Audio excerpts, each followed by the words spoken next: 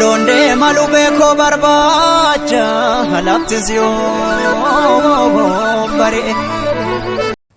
Ashama akkam jirtu dhaggeeffattoonni simboneetum nageenyi koo lafa jirtan maratti isiniif haa ta'u isiniin jedha. Guyyaa har'aa kanas gaafii biraatiin walitti deebinee jirra.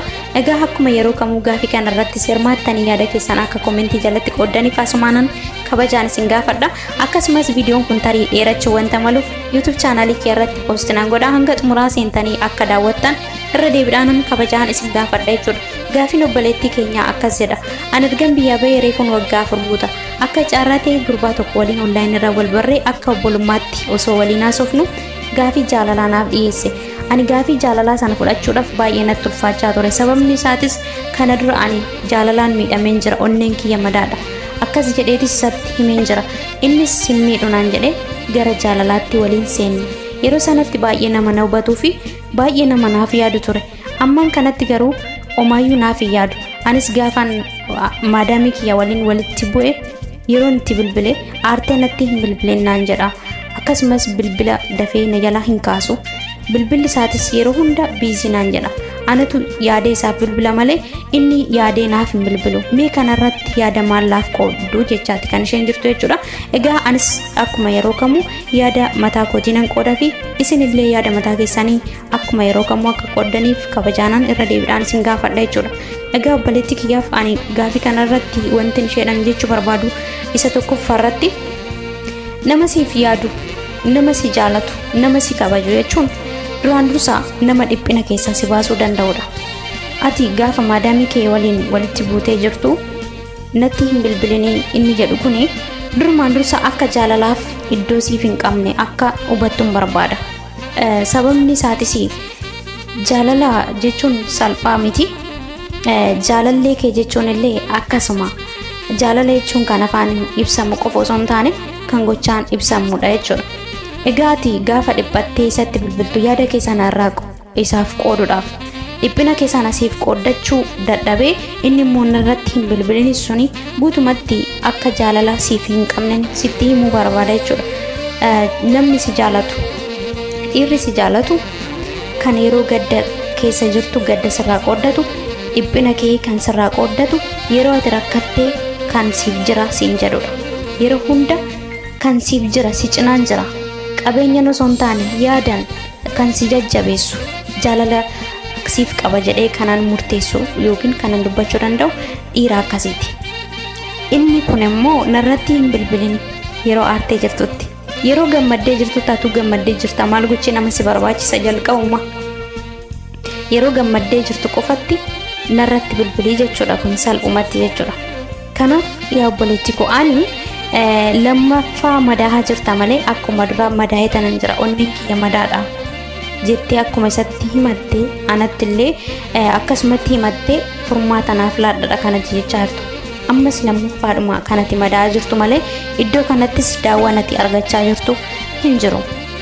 Maaliif yoo jenne yeroo ammaan kanatti akka isheen naaf ibsitetti innis akka biyya hambaarra jirudha. Haa ta'u malee keessumattuu warreen biyya hambaa jiran kun daawwaa walii ta'uu dadhabanii dhukkuba walitti ta'utti jechuudha kan jirani. Guutumatti jaalala siif hin qabu jedhee tanan siif ibsu barbaada.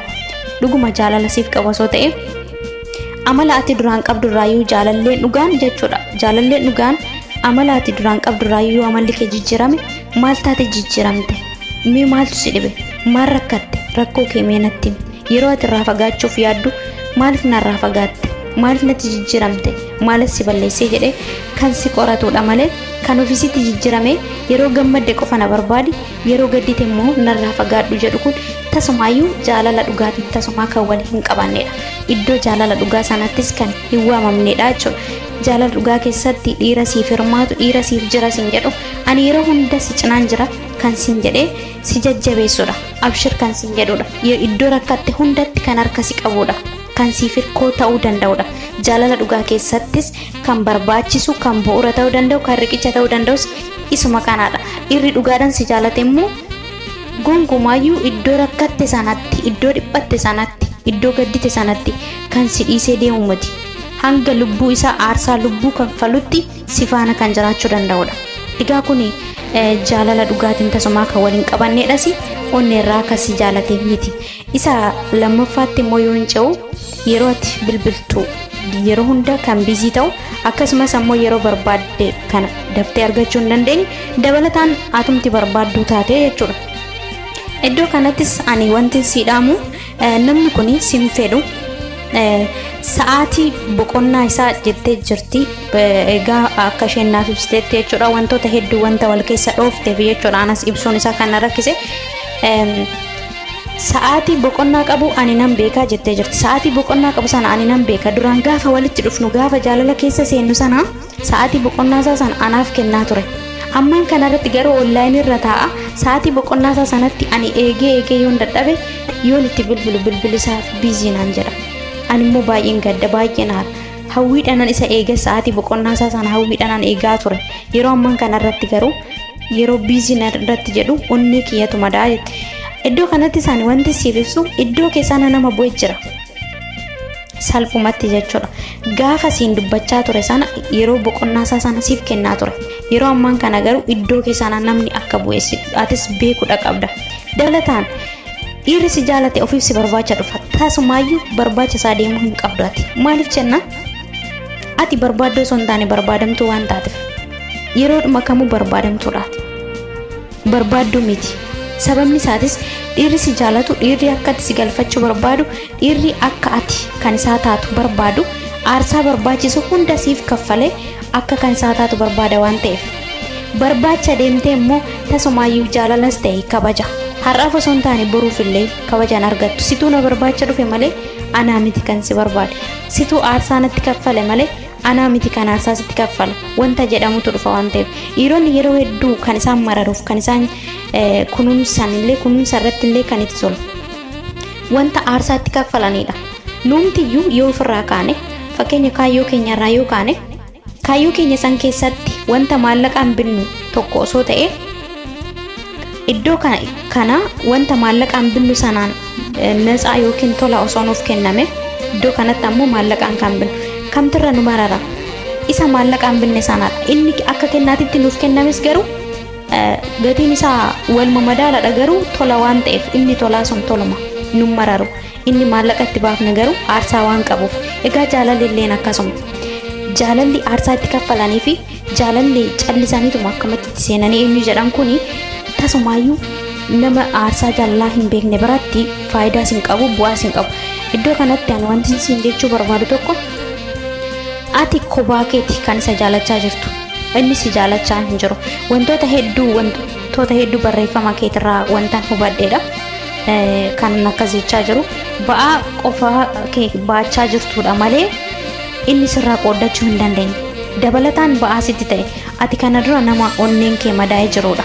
Ammas immoo madaadhuma sanarratti soogidda sirratti firfirsaa jira malee daawwaa siif ta'an jiru namni kun jechuudha.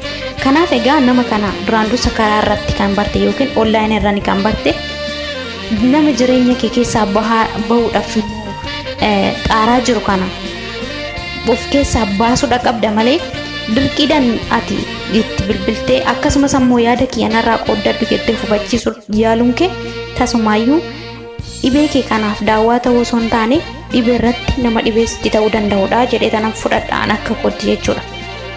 Kanaaf egaa namni kuni salphumatti jireenya isaa keessaa akka si baasuudhaaf yaalaa jiru akka hubattuun barbaada irra deebiidhaan jechuudha. Sababni isaatis sa'aatii ati itti waliin haasoftu sanatti iddoo sana namni waan bu'ee jiru akka siif galuuf akkasumas ammoo yeroo dhiphattee jirtutti kan siif hin naane yeroo gammadde qofatti kan si cinaa dhaabbatu. Egaa walumaa galatti kuni jaalala dhugaatiin kan bakka hin buunee fi namni kuni kan jaalala siif hin qabnedha. Dhiirri dhugaadhaan si jaalatu yeroo dhuma kamuu siif jira kan siin jedhuu fi kan kabaja siif laatu guyyaa kara guyyaatti kan siif dhiphatu oolman kee hagam akka turee fi akkasumas ammoo maal akka hojjechaa akka turte hawwii sa'aatii boqonnaa isaa sanallee hawwii sanaan kan eegaa ture jechuudha. Egaa jaalala jechuun isaan ibsama yeroo isaa aarsaa godhee siif laatee kan si faana haasa'u akkasumas jechootan kan simmine narratti hin bilbilin osoo hin taane jechoota kana keessa amma jaalala keessatti egaa narratti hin bilbilin sunus baay'ee kan nama waraanudha jechuudha. Barreeffama ishee keessatti wantoota hedduudha kan isheen ibsite jechuudha tartiibaan wanta hin teenyee fi kanaaf ani salphumatti wanta isheedhaan jechuu barbaadu wanti hunduu ni ulfaata sirriidha. Akka baay'ee jaalattu irra deddeebiidhaan obboleettiin keenya kun barreeffamaan naaf ibsitee jirti. Haa ta'uti garuu atis jaalattu inni akkas jaalatu gochuu tasuma waan hin dandeenyeef dura siisumatu gaafi jaalalaa siif dhiyeesse amma siisumatu jaalala kana keessaa bahuudhaaf yaalii gochaa jira waan ta'eef ani salphumatti kanan jedhu ati kan baate biyya karoora keetii fi yookiin mataa kee of utubuu yookiin ammoo maatii kee gargaaruudhaaf kanaaf jireenya kee gaggeessi jireenya isaa keessaa immoo bahii kaayyoo mataa keetiitti deebii wanti kamuu aarsaa barbaada. Egaa jaalalli immoo kan milkaa'uu hin dandeenye tokkotti gaafa aarsaa kaffaltu humna kee qofa fixuu ta'a jechuudha. Nama siif hin beekneef, nama si hin hubannetti, nama kabaja siif hin laannetti akkasumas nama boruuf si hin barbaannetti aarsaa kaffaluun tasuma kan boruu deebi'ee si gaddisiisudha. Dabalataanis yeroo hunda jaalalli hin jiru jettee akka yaaddu si taasisa. Onneen kee immoo takkitti miidhame taanaan fayyuun sun illee si rakkisa. Gaafa immoo namni dhugaan si jaalatu illee yoo dhufe illee simachuudhaaf illee akkasuma jechuudha. Kanaaf egaa namni kun salphumatti jaalala sobaa nama si jaalateedha. Jireenya kee keessaa nama kanas baasi. Ofii keetiifis immoo jireenya nama kanaa keessaa bahiiti. Kaayyoo mataa keetitti deebii of hoogganii of ta'ii ofitti amanamummaa qabaadhu. Hin bilbiliniif tasuma inni dhufee maal taate maal rakkatte maalan balleessi maal sitti balleessi jedhee si haa gaafatu. Hin bilbilin ofii dhufee rakkoo jiru sana rakkoon koo maali jedhee gaafa si gaafate rakkoon kee kana jedhi itti himi gaafa san iftoominaan haasoftanii kan furamu yoo ta'e haala tasgabbii ta'een furuu jechuudha. Yoo hin furamne immoo gaggeessu. Dabalataan wanti jechuu barbaada asirrattis inaaffaa nan qabaadha kan isheen ibsite jechuudha. Inaaffaa sirriitti nan qaba. Yeroo bilbilli isaa sun biizii ta'u gaafa immoo ani irra deddeebiidhaan bilbilee biyyuu na yaalaa kaasii eenyu waliin haasofta jedhee tanan baay'ee caqacaqa. Inni naaftaa naan jedha isa kana hojjette. Inaaffaan jaalala keessatti iddoo qaba.